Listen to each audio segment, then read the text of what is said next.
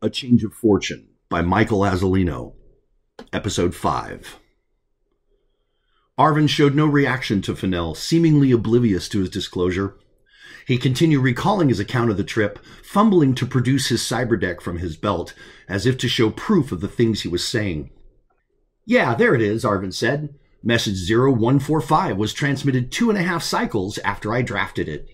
His confident demeanor was suddenly replaced with a look of confusion. He punched a few buttons on the deck. The device made an audible ping.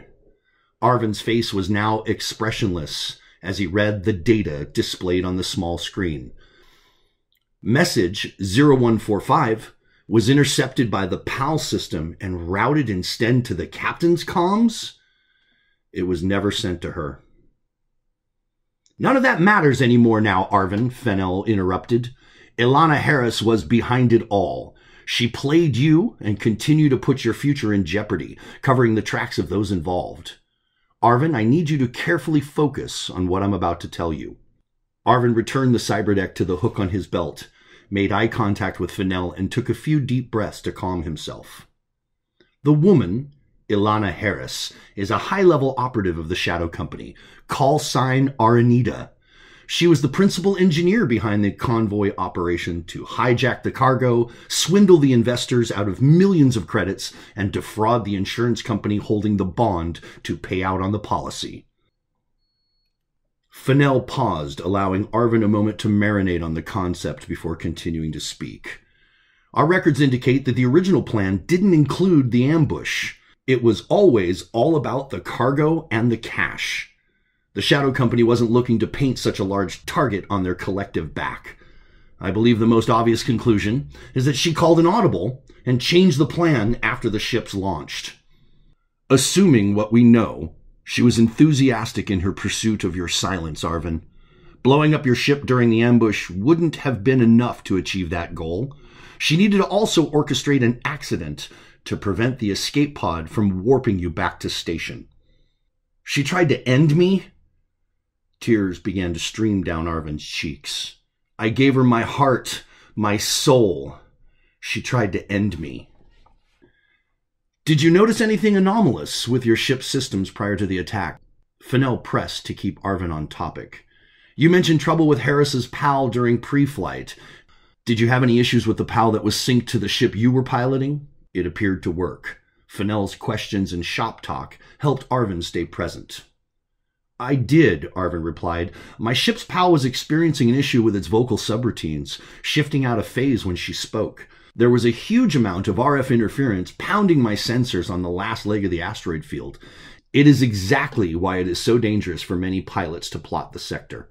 Anyway, like I was saying, my PAL was running diagnostics and degaussing the chassis when rounds of ammo began slamming into my shields. It was fortunate that we completed the upgrades on the shields from a MAC to a Shroud just before launch. The Shroud's quicker recharge rate is better suited for the accidental bump of a stray path asteroid, and in this case, the intentional barrage of a pair of barrack cannons." Arvin wiped his brow with his sleeve. Talking about combat was making him uncomfortable and sweaty. "You're quite certain you were taking fire from barrack cannons?" Fennell asked, recording Arvin's answers with his pad. "The hits cause an unmistakable sound," Arvin recalled. "A popping-like vibration that transfers through the cockpit. When the munitions make contact, they flash vaporize against the shields. It's even more terrifying when the popping is followed by metallic raindrops upon the hull. I am positive the guns were barracks. It's not the first time I've been in those crosshairs." Zeb crossed the room, stood next to Arvin, and rested his cold hand upon his shoulder. Ready to fire off the next question on his list, Fennell glanced up at them and paused, realizing it was a good time to take his foot off the accelerator. "Take it easy, bud," said Zeb, reassuring. "Deep breathing, just like I taught you. Inhale for 4, hold it, exhale for 4. Repeat." Zeb simulated the exaggerated breath while coaching Arvin through the process. Zeb's cold metal hand gave Arvin instant relief, both from the contact and by helping him to lower his core temperature. "I have contacts inside the insurance conglomerate TRI," said Fennell. The official reports from the investigation reveal that both the lead ships, flown by you and Captain Harris, experienced simultaneous catastrophic failures of your Nexus unit containment fields, resulting in a complete loss of cargo and crew. And yet, here you are, standing before me in contradiction to the official record. Isn't that curious? Fennell's rhetoric did not seek to be answered. I am left to conclude that Aranita only allowed this to make it to the record because she never intended for you to live through it.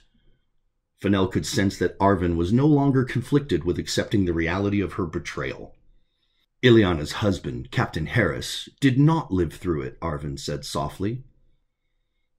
No, he did not, the broker agreed.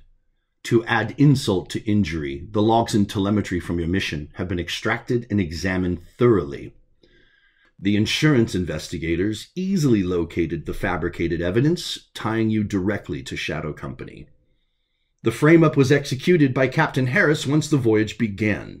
It is very likely that his pal was complicit in the act, as well as in the cover-up after his death.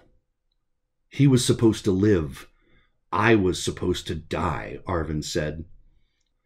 I don't remember anything after the fight started. The next moment I can recall, I was waiting in line at pilot services here in the hub. It's all a blur in between. The deleted details and erased memories are the X in this equation that I seek to solve. Fennell smiled, openly pleased with his use of a math metaphor.